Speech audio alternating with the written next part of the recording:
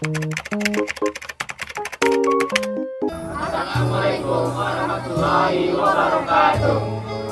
Kami pada kesempatan ini, saya Cisha Sofaniakan, saya Aisyah Syafina, saya Nur Aisyah, Saya Muhammad Sadam. Saya Hamid Ibrahim. Saya Muhammad Rahman. akan melakukan Percobaan untuk membuktikan hukum Faraday. dengan menggunakan pet Colorado. selamat menyaksikan.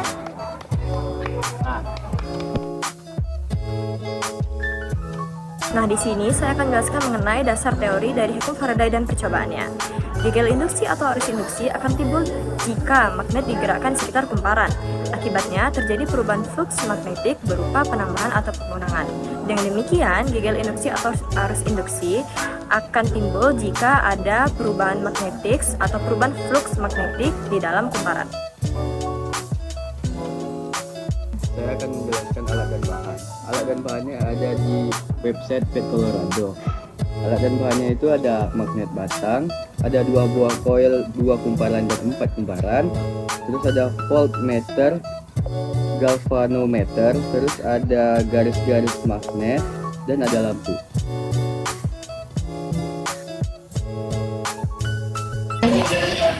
Hai Bang, nama saya Sadam dan saya kemudian akan melanjutkan menjelaskan tentang hukum Faraday ini atau Faraday's Law. Nah, jadi dari hukum Faraday ini kita dapat melakukan eksperimennya di Pet Colorado ini yang dimana terdapat 2 kumparan, satu kumparan dengan lilitan yang sedikit dan satu lilitan yang banyak, dan juga terdapat galvanometer sebagai pengukur dari voltasenya. Nah, yang akan saya jelaskan kali ini adalah apabila magnet yang dimasukkan pada pertama itu adalah kutub north atau kutub utara, dan kita akan melihat ke arah mana simpangan yang akan terjadi pada galvanometer. Pertama-tama pada kumparan yang banyak lilitannya. Bisa kita lihat jika kita masukkan arah simpangannya itu dari utara, kita masukkan ke arah negatif dan kita tarik keluar, dia akan mengarah ke selatan. Begitu juga kita coba ke kumparan yang kecil, kumparan dengan lilitan yang lebih sedikit. Kita masukkan, arah simpangannya masih sama, ke negatif lalu ke positif. Jadi kesimpulan yang dapat saya ambil dari ini adalah apabila kutub utara yang dimasukkan atau north, maka ia akan mengarah ke negatif. Jadi north awalan N mengakhir ke negatif dan selatan itu mengarah ke positif. Nah, di sini saya akan membuktikan apabila jumlah lilitan ini memengaruhi dari arah voltasenya atau tidak. Bisa dilihat, kalau di lilitan yang banyak, arah simpangannya mentok hingga ke bawah sini, dan apabila dikeluarkan juga sama. Namun apabila di kumparan dengan lilitan sedikit, arah simpangannya hanya setengahnya dari yang lilitan banyak. Jadi bisa dikatakan kumparan juga memengaruhi dari simpangan galvanometer ini.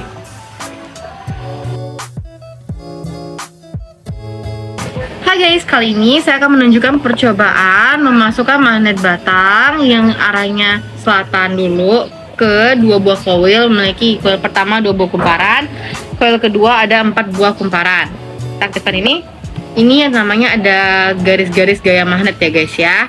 Nah, ini ada galvanometer, di sini ada lampu juga yang menunjukkan nanti apakah ada arus listrik atau tidak. Oke, kita masukkan dulu coil pertama yang memiliki 2 buah kumparan. Nah nih, sebelum dimasukkan magnet batang, arah jarum dari galvanometer tuh netral atau berada pada titik 0. Ketika kita masukkan, tuh, dia bergerak ke kutub positif tadi. Nah, setelah si magnet batang dibiarkan ke dalam, dia balik lagi ke netral. Ketika kita tarik keluar, tuh, dia mengarah ke negatif. Berarti terjadi penyimpangan pada saat si magnet dimasukkan dan dikeluarkan. Nah, bisa kita lihat juga nih ada lampu. Tuh, lampunya hidup. Nah, tapi lampunya itu tidak hidup secara terang. Kita lanjutkan pada si kumparan, 4 kumparan ya, atau coil kedua. Nih, kita masukkan. Tuh, kita bisa lihat jarum dari galvanometer menyimpang dengan sangat besar ke kutub positif. Nah, ketika kita diamkan, dia tetap berada pada netral. Nah, ketika kita keluarkan, tuh, dia berada ke kutub negatif lagi. Tapi simpangannya tuh lihat, bisa sangat besar. Tuh, berbeda ketika dia pada coil yang 2 buah kumparannya. Tuh, simpangannya tidak begitu besar. Dan lampunya lebih terang pada kumparan yang 4 buah. Bisa kita lihat tuh. Nah, kita bisa simpulkan lampu ini bisa bercahaya atau hidup dikarenakan adanya arus listrik yang mengalir pada kumparan akibat gerakan dari si magnet ini. Oke. Tuh, semakin terang apabila kumparan semakin banyak.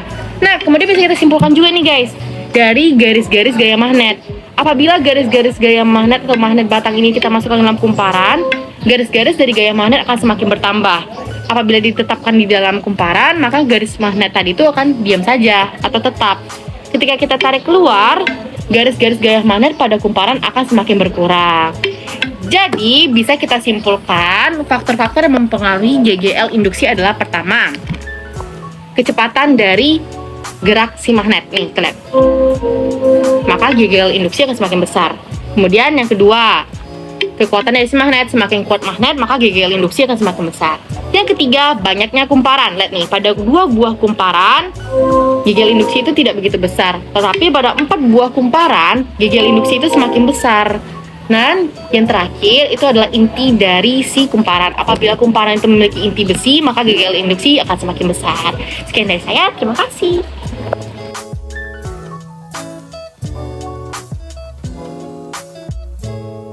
Nah, jadi saya akan menjawab pertanyaan universal yang pertama.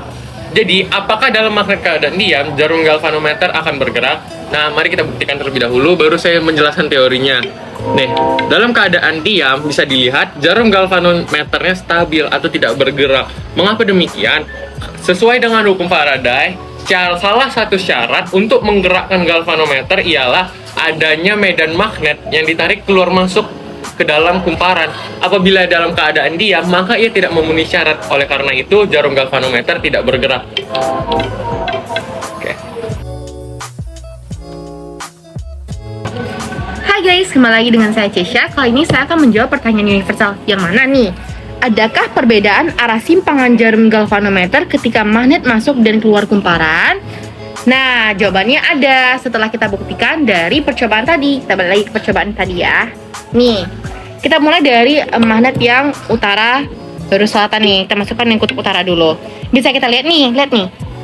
Jarum galvanometer netral ya pada posisi 0. Ketika kita masukkan yang utara, magnet utara, maka simpangannya akan mengarah ke negatif. Nah, ketika kita keluarkan, galvanometer akan menyimpang ke arah positif. Sedangkan apabila kutub selatannya masuk, terjadi simpangan pada arah jarum galvanometer ke positif. Ketika kita tarik keluar, maka terjadi juga simpangan dari arah jarum galvanometer ke negatif. Jadi, teman-teman bisa kita simpulkan bahwa terjadi perubahan dari jarum galvanometer ketika magnet dimasukin. Itu tuh berdasarkan dari kutub magnet yang dimasukkan, baik itu utara ataupun selatan. Sekian dari saya, terima kasih. Pertanyaan yang ketiga itu apakah ketika magnet diam di tengah kumparan, jarum galvanometer juga diam? Jawabannya yaitu ya.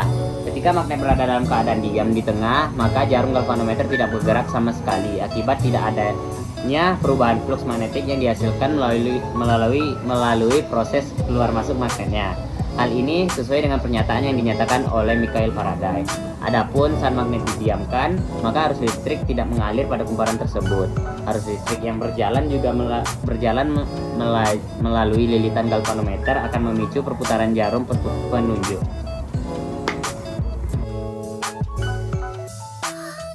Nah, apakah pengaruh gerakan magnet keluar masuk jika dipercepat? Ya, terdapat pengaruh kecepatan gerakan magnet yang dimana semakin besar kecepatan magnet mendekati dan menjauhi kumparan arus yang dihasilkan semakin besar. Apakah jumlah lilitan mempengaruhi simpangan jarum galvanometer? Jelaskan. Jawabannya ada pengaruh dari jumlah lilitan karena semasa percobaan berlangsung baik di kumparan dengan lilitan banyak dan sedikit. Hasil yang ditunjukkan adalah berbeda, yang dimana pada kumparan dengan lilitan lebih banyak menghasilkan tolakan jarum galvanometer yang lebih jauh dibandingkan yang minim lilitan. Selanjutnya saya akan lanjut membacakan pertanyaannya. Pertanyaannya yaitu, dari hasil percobaan ini, perlakuan mana yang dapat memperbesar simpangan jarum galvanometer? Nah, jawabannya perlakuan yang dapat memperbesar jarum galvanometer yang pertama ada kecepatan keluar masuk magnet, yang kedua banyak lilitan, dan yang ketiga kekuatan magnet batang yang digunakan. Soalnya, apakah arti besarnya sampingan jarum galvanometer? Nah, arti besarnya sampingan jarum galvanometer ialah untuk menunjukkan keberadaan arus listrik di sekitar medan magnet yang diberikan kecepatan terhadap suatu kumparan. Jadi kesimpulan yang dapat diperoleh dari percobaan hukum Faraday di atas ialah yang pertama, ketika magnet digerakkan keluar masuk dalam kumparan, maka jarum pada galvanometer akan menyimpang. Yang kedua, ketika magnet tidak digerakkan atau berhenti dalam kumparan, maka jarum pada galvanometer tidak menyimpang dan menunjukkan angka 0 atau diam semula. Yang ketiga, penyimpangan jarum galvanometer ini menunjukkan bahwa di dalam kumparan mengalir arus listrik. Arus listrik ini dikenal juga sebagai arus induksi. Yang terakhir, yang keempat, arus listrik timbul karena adanya perubahan jumlah garis gaya magnet yang mengakibatkan pada ujung-ujung kumparan timbul beda potensial. Beda potensial ini juga disebut sebagai GGL induksi atau gaya gerak listrik induksi. Jadi saya bakal menyimpulkan lagi kesimpulan yang dari Hamid berikan tadi. Ini kesimpulan dari percobaan Faraday Law, yang dimana kesimpulannya arus listrik pada suatu kumparan dapat terjadi jika ada perubahan medan magnet yang masuk kumparan itu. Medan magnet yang besarannya tetap tidak akan menimbulkan arus listrik. Begitu aja kesimpulan yang saya berikan. Dadah. Assalamualaikum warahmatullahi wabarakatuh. Perkenalkan, saya orang tua dari Aisyah Sabrina. Saya merasa senang melihat video hasil kerja kelompok anak saya dengan teman-temannya.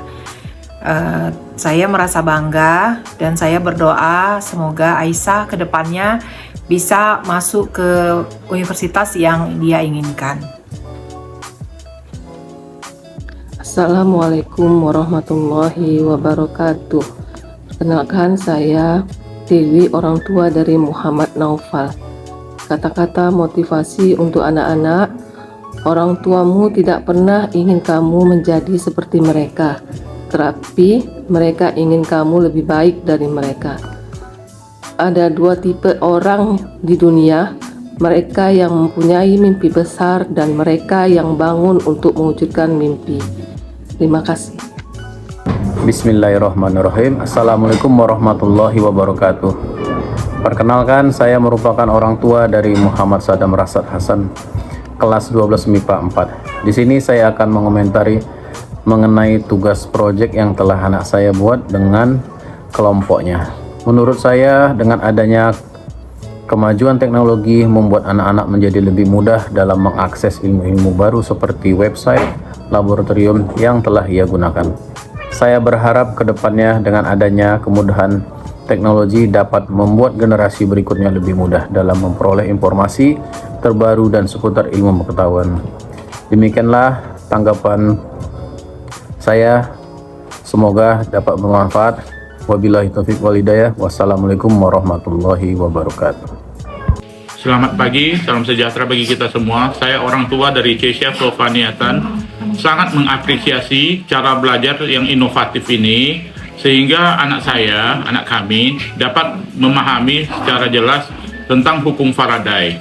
Ya, pembelajaran ini sangat luar biasa karena menggunakan IT, tidak seperti zaman kami dulu yang harus membuat barangnya, membawa barangnya. Sekarang dengan IT, semua dapat dilakukan dengan baik dan sederhana, tetapi tercapai tujuannya. Jadi itu aja yang saya dapat sampaikan. Terima kasih. Dari kelompok kami, mohon maaf atas kesalahan dan kekurangan. Dan terima kasih. Assalamualaikum warahmatullahi wabarakatuh.